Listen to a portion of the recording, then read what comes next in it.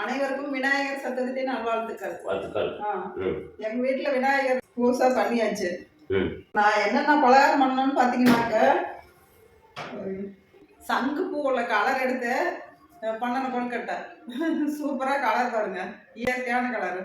சங்கு பூவுல கலர் எடுத்து இதுவும் அப்படியே சங்கு பூவுல எடுத்து பண்ணியாச்சு.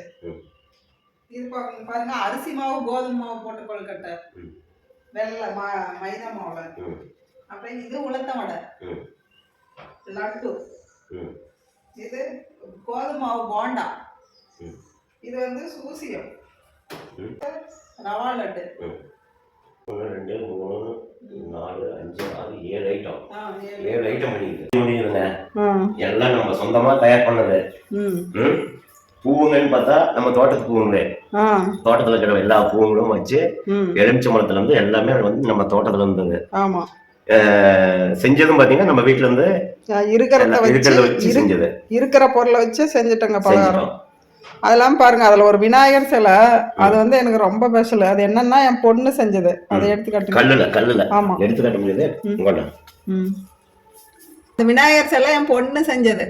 கல்லுல வந்து ஒரு கல்லுக்கு டிசைன் பண்ணி பிள்ளையார் செஞ்சிருக்கு. இது பாத்தீங்கன்னா இந்த பிள்ளையார்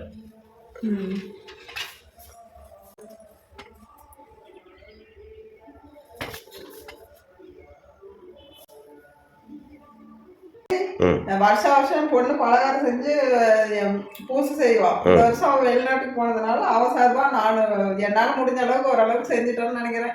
ஓகேங்க, அடுத்த வீடியோல பார்க்கலாம். பாய்.